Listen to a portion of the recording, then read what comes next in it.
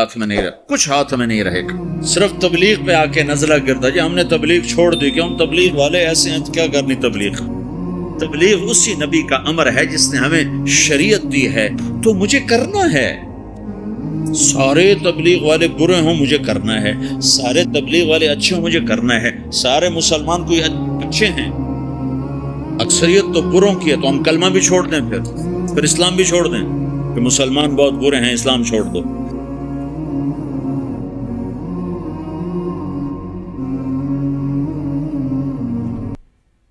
اور دوسری چیز جو میرے نبی کی زندگی میں وہ دعوت اللہ ہے، وہ یہ تبلیغ ہے، یہ تبلیغ ہے جو میرے نبی نے آخری حج میں آپ نے 9 تاریخ کو میدان عرفات میں فرمایا، نظر اللہ امرأ سمع مقالتی فوعاها ثم اداها كما سمعها فرب مبلغ اوعى من سامع۔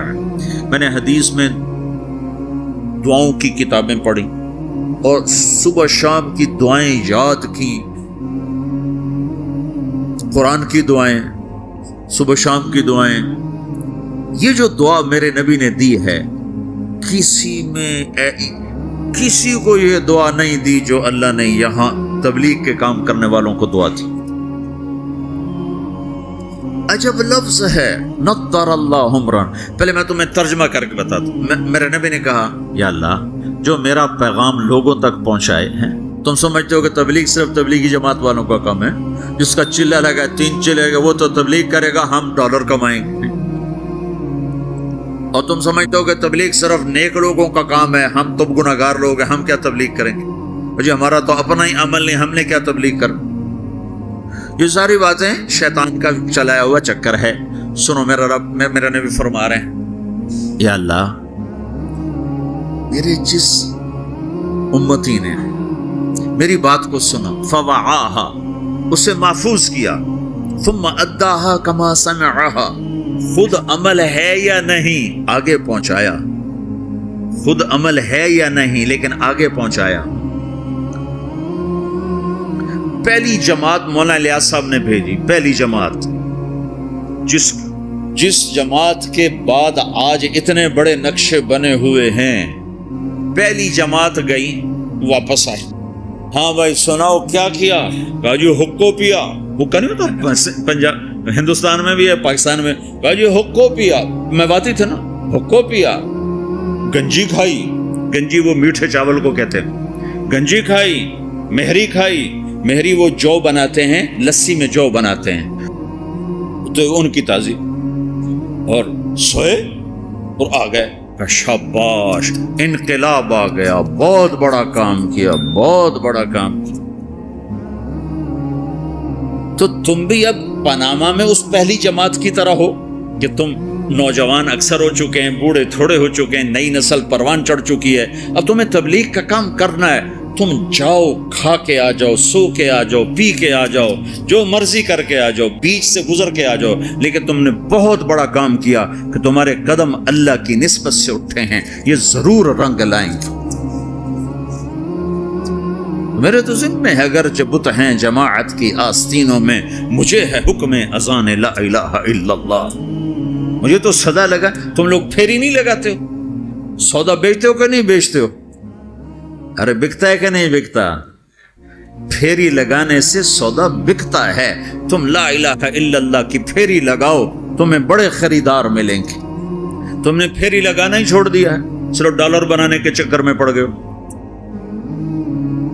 یہ ہمارا کام ہے، یہ ہماری ذمہ داری ہے، تبلیغی جماعت نہیں۔ محمد مصطفیٰ صلی اللہ علیہ وسلم میدان عرفات میں کہہ رہے ہیں نضر اللہ امرأ سمع مقالتی فوعاها ثم اداها كما سمعها فرب مبلغ اوعى من سامع۔ میں نضر بعد میں بتاؤں گا۔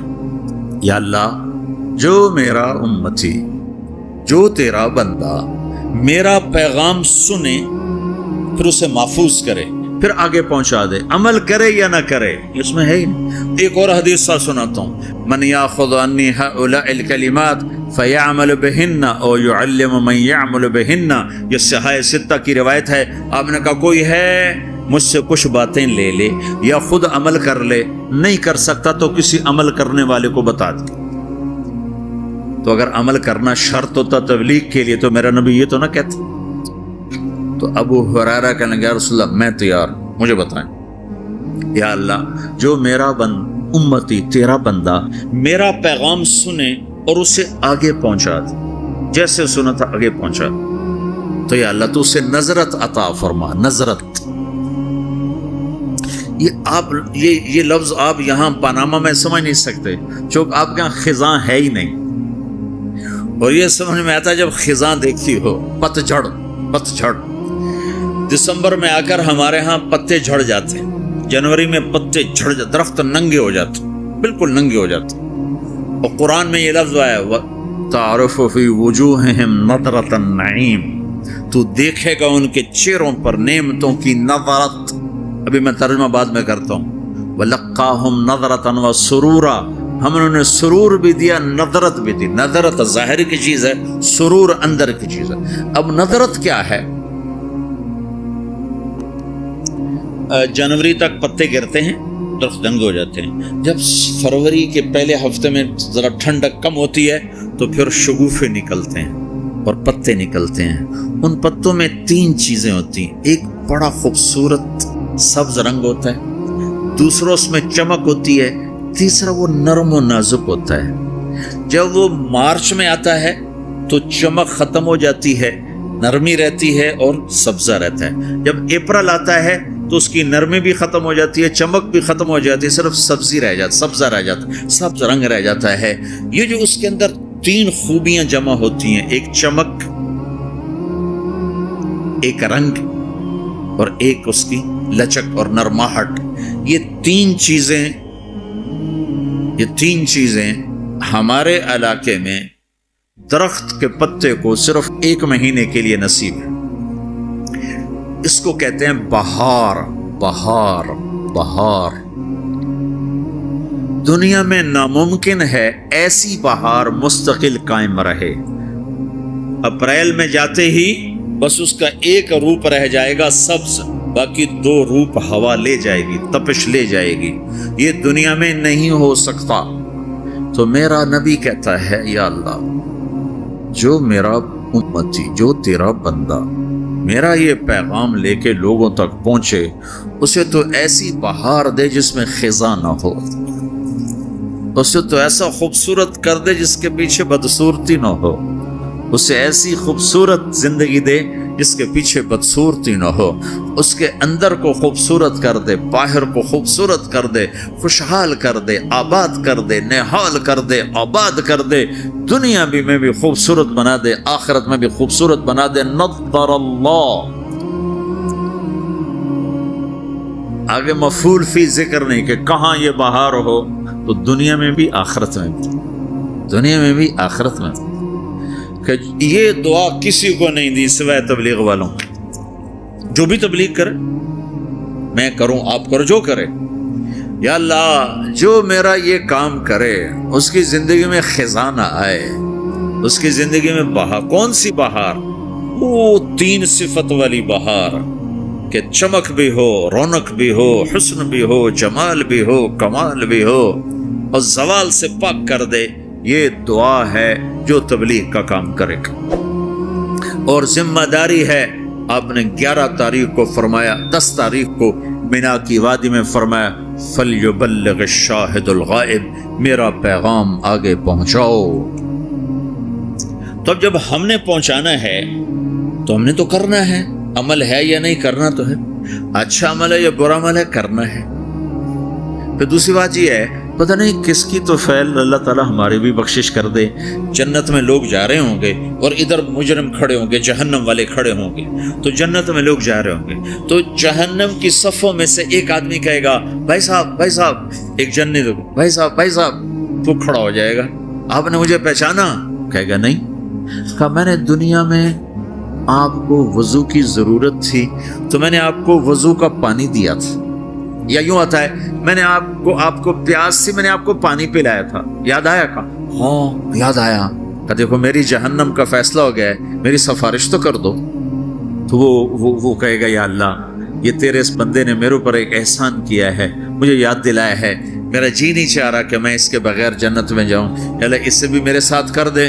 تو اللہ فرمائے گا چل تو لے جا، تیرے پیچھے اس کو بھی کر دیتا ہوں، ٹھیک ہے۔ میری ساری تبلیغ مردود ہوگی، شہرت لے گئی، واہ لے گئی۔ ممبر پہ بیٹھنے والا یہ نہیں کہہ سکتا کہ میں اللہ کے لیے کہہ رہا ہوں۔ میں تمہارے بارے میں قسم کھا سکتا ہوں کہ تم سب اللہ کو راضی کرنے کے لیے آئے بیٹھے ہو، میں اپنے بارے میں نہیں کہہ سکتا کہ میں اللہ کے لیے تم سے بات کر رہا ہوں۔ میں موت پہ مجھے پتہ چلے گا کہ یہ مردود تھا یا مقبول ہے، یہ شہرت کا افسانہ تھا یا دین کی محنت تھی، یہ موت پہ پتہ چلے گا، اس سے پہلے مجھے کچھ پتہ نہیں۔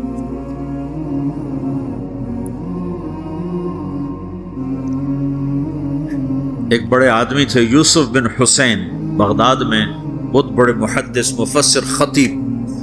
جب ان کا انتقال ہونے لگا بڑی شہرت پائی تو انہوں نے کہا یا اللہ، ایک میرے پاس خیانت ہے، ایک میرے پاس دیانت ہے، تیرے ساتھ میں نے ہمیشہ خیانت کی، تیرے بندوں کے ساتھ ہمیشہ امانت سے کام لیا، تیری بات کو صحیح پہنچایا، غلط نہیں پہنچایا یا اللہ، لیکن تیرے ساتھ میرا معاملہ غلط رہا، میں تیرے سے بددیانتی کرتا رہا،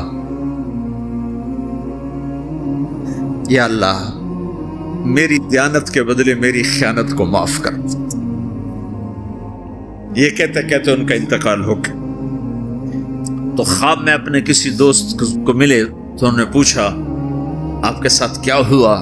تو کہ اللہ نے مجھے اپنے سامنے کھڑا کیا اور کہا یوسف تیری بات نے مجھے خوش کر دیا، جا اسی کے طفیل تجھے معاف کیا، بے شک میں تیری خیانت کو دیکھتا رہا لیکن تیری دیانت کے بدلے تیری خیانت کو معاف کرتا۔ میری تبلیغ مردود ہو گئی، آپ کی تبلیغ مردود ہو گئی، آپ کھڑے ہو گئے مجرموں کے صف میں، آپ کے طفیل سینکڑوں آدمی جا رہے ہیں جنت میں، پانی پلانے والے کی سفارش قبول ہو جائے گی تو جس نے تمہیں جنت کا راستہ دکھایا اس کو بھی تو کچھ حق ہوگا کہ نہیں ہوگا؟ تو بھائیو تم بڑی دور رہتے ہو، تبلیغ کے کام کو کام بنا کے کرو، اور کرنے والے کو آسمان سے نہیں اتریں گے اور بے عیب نہیں آئیں گے، یہی عیب دار، یہ تم اکثر ماشاءاللہ نوجوان بیٹھے ہو، یہیں کی پیداوار بیٹھے ہو، اکثر تم میں اب جو انڈیا سے آئے اور وہ تھوڑے ہو چکے ہیں، یہاں کی نئی نسل پروان چڑھ چکی۔ تبلیغ کا کام کرو، تمہاری زندگی بنے گی، سنورے گی، تمہارے اپنی اگلی نسلیں وہ اللہ کے فضل سے ایمان اسلام پہ باقی رہیں گی۔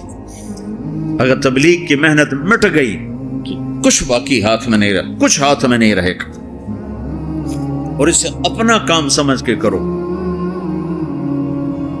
اگر میں غلط آدمی ہوں تو میری وجہ سے تم نماز چھوڑو گے؟ کاجے باز میں نے تو نماز پڑھنا چھوڑ دی ہے۔ کیوں چھوڑ دی ہے؟ کہ وہ طارق جمیل کو دیکھا نمازی ہو کر وہ جھوٹ بولتا ہے تو میں نے نماز چھوڑ دی۔ کبھی کبھی دیکھا ایسا؟ جی میں نے تو حج کرنا چھوڑ دیا ہے۔ کیوں چھوڑ دیا ہے؟ کہ وہ حاجی صاحب حج کر کے بھی وہ ہیرا پھیری کرتا تو میں نے حج چھوڑ دیا۔ کبھی کوئی ایسا پاگل دیکھا ہے؟ صرف تبلیغ پہ آ کے نزلہ گرتا جی ہم نے تبلیغ چھوڑ دی، کیوں تبلیغ والے ایسے ہیں تو کیا کرنی تبلیغ؟ اگر تو تبلیغ طارق جمیل کی ہے پھر تو مجھے تولو، اگر میں ٹھیک ہوں تو کرو، میں غلط ہوں تو چھوڑ دو۔ لیکن جب تبلیغ بھی اسی رب کا حکم ہے جس نے نماز کا حکم دیا، تبلیغ اسی رب کا حکم ہے جس نے روزے کا حکم دیا، تبلیغ اسی نبی کا امر ہے جس نے ہمیں شریعت دی ہے، تو مجھے کرنا ہے۔ سارے تبلیغ والے برے ہوں مجھے کرنا ہے، سارے تبلیغ والے اچھے ہوں مجھے کرنا ہے، سارے مسلمان کوئی اچھے ہیں، اکثریت تو بروں کی ہے، تو ہم کلمہ بھی چھوڑ دیں، پھر اسلام بھی چھوڑ دیں کہ مسلمان بہت برے ہیں اسلام چھوڑ دو۔ میں مطلب یہ دعویٰ تو نہیں کرتا ہوں، ہدایت اللہ کے ہاتھ میں ہے۔ جتنے بیرون ملک گئے مسلمان، اگر ان کے اخلاق ہوتے میرے نبی والے تو اسلام یوں پھیلتا جیسے صبح صادق کی روشنی پھیلتی۔ تو ہماری بد اخلاقی نے ہمیں تباہ کر دی. تو کسی کی برائی سے حکم تھوڑے چھوڑا جاتا ہے. میرے برے ہونے سے تم مدرسے پڑھنا چھوڑ دو گے, علم چھوڑ دو گے. مولوی بڑے خراب ہوتے ہیں, علم ہی چھوڑو. نمازی بڑے خراب ہیں, داڑھی والے دیکھو داڑھی رکھ کے جھوٹ, لہذا داڑھی منڈا دو. تو اب تو تم نے دو گناہ کر دی, ایک جھوٹ بولنے کا, ایک داڑھی منڈانے کا. کیونکہ جھوٹ بولنے کا تعلق داڑھی سے نہیں ہے, جھوٹ بولنے کا تعلق شریعت سے ہے. شریعت میں جھوٹ بولنا حرام ہے. تو بھائیو, تبلیغ کا کام ہر مسلمان کے اسی طرح ذمہ ہے جیسے نماز ذمہ ہے, روزہ ذمہ ہے, حج ذمہ ہے, زکوٰۃ ذمہ ہے, ایسی تبلیغ بھی ذمہ ہے کہ اپنے دین کو بھی باقی رکھو, اپنے دین کو بھی کی حفاظت کرو اور اوروں تک بھی پہنچو. پتہ نہیں کتنے لوگ تمہاری وجہ سے ہدایت پہ آ جائیں. ایک دفعہ جنید جمشید میرے سامنے بیٹھا اور اتنا رویا کہ اس کی ساری یہ داڑھی نا تر ہو گئی, اس کے منہ سے تھوک نکل یہ ساری داڑھی گندی ہو اور آنسو بہ اور کبھی ایسے گرے کبھی ایسے گرے. میرے سامنے بیٹھا, کبھی یوں گرے اور کہے مولوی صاحب میں تیرا احسان نہیں اتار سکتا, تمہیں نہیں خبر تم نے مجھے کہاں سے نکالا. میں تیرا احسان نہیں اتار سکتا,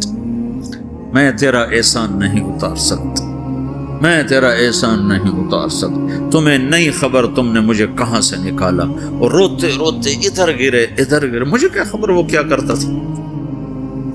تو ایسے کتنے ہیں جن کہ ہمارے چند بول اس کو اس گندگی سے نکال سکتے. تو بھائیو, اس تبلیغ کے کام کو اپنا کام بنا کے کرو. اس کو کسی کے ساتھ مت جوڑو کہ وہ برا ہے تبلیغ چھوڑ دو, وہ اچھا ہے تبلیغ کرو. یہ صرف علماء کریں, ہم نہیں کریں گے, سب نہیں کریں. اس وقت اللہ کی غیبی مدد تبلیغ کے ساتھ اور اللہ کا ہدایت کا نظام تبلیغ کے ساتھ چل رہا ہے. باقی جتنی دین کی محنتیں محدود ہیں, پڑھ نہیں سکتی. میں خود 10 مدرسے چلاتا ہوں لیکن محدود ہیں. 1000 سے اوپر میں لڑکے نہیں داخل کر سکتا. میرے پاس 1000 کی گنجائش, اس سے زیادہ کی نہیں. میں کہتا بھائی جاؤ کسی اور مدرسے میں جاؤ, میرے پاس گنجائش کوئی نہیں ہے. تبلیغ ایک ایسی محنت ہے جس کا کوئی کنارہ ہی کوئی نہیں. بحر نا کنار ہے, نہ گہرائی کا پتہ ہے, نہ لمبائی کا پتہ ہے, نہ چوڑائی کا پتہ ہے. چوروں کے پاس بھی جاؤ, ڈاکوؤں کے پاس بھی جاؤ, زانیوں کے پاس بھی جاؤ, شرابیوں کے پاس بھی جاؤ. ہمارے علاقے میں ایک وہ طوائفوں کا اڈا ہے, وہاں پہنچ طوائفوں کو جمع کیا, انہوں نے میں نے بیان کیا تو اس میں کوئی 10-12 لڑکیوں نے توبہ کی جو ناچنے کے لیے دبئی آتی تھی. اگلے دن ایک لڑکی تو اڈا چھوڑ کے بھاگ گئی اور اپنے رشتہ داروں کے پاس چلی گئی کہ مجھے پناہ دو, میں اس گندے کام سے توبہ کر چکی. 3 دن کے بعد ایک لڑکی میرے گھر پہنچ گئی, میرے گھر, فوزیہ اس کا نام. مولانا میری جان بچاؤ, میرے بھائیوں نے مار کے مجھے میرا سر پھاڑ دیا ہے, وہ کہتے ہیں تمہیں یہی کام کرنا ہے, ہمیں روٹی کما کے دو. اور میں نے ان سے کہا ہے میرے ٹکڑے کر دو, میں یہ گندا کام نہیں کروں.